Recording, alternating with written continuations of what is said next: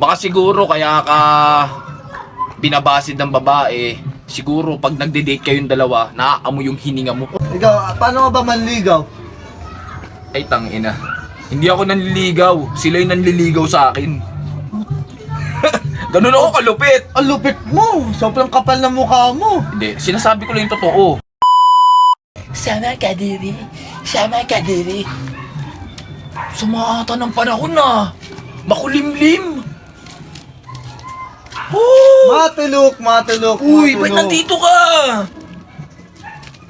Problema kasi ako. Matulok. Ay, kung sa pera, wala akong pera. Baka samain ka sa akin, no? Alam ko naman wala kang pera.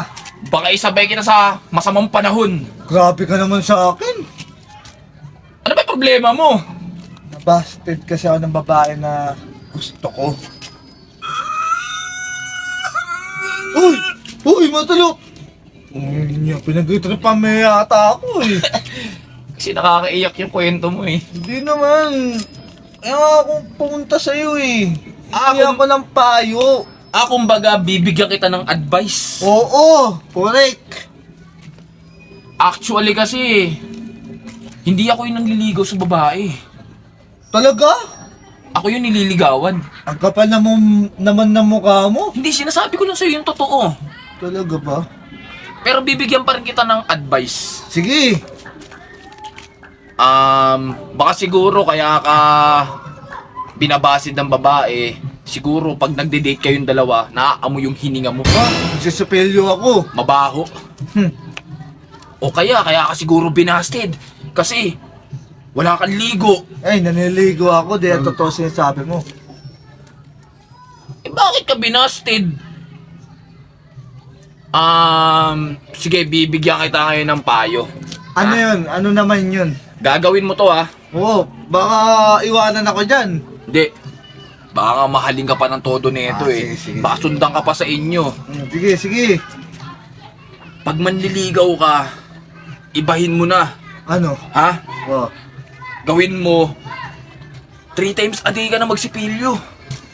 Ganun talaga. Oo. Gagawin para... Tapos 5 times a day ka naman maligo. Babaguhin. Babaguhin mo.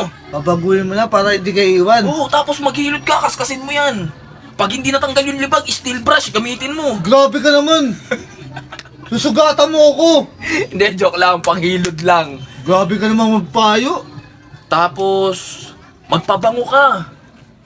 Para pag inamoy ka naman ng nililigawan mo, tangina, Bango. yung distance pa lang, ang bango na. Okay. Ilan na yun? 3, di ba? 4 na. O 4 na. Oh. Tapos, pag ginawa mo na lahat ng mga sinabi ko sa'yo, yung 4 na yun, Oh. yung pang-5 naman yung gawin mo. Ano yun? Pag hindi umubra yung mga sinabi ko sa'yo, magpakamatay ka na lang.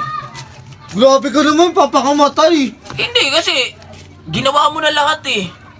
Oh, hindi pa rin umubra. Eh di, magbigti ka na lang, kumuha ng lube, tapos sakalin mo yung sarili mo sa bahay nyo. Yun yung papayo ko sa'yo. Sige na. Sira ulo talaga to. So agad ako mamatay. Ayun. Kahit na masaktan nun, di ko gusto yung mamatay. Dito na lang ako, masaktan ako, at least buhay ako.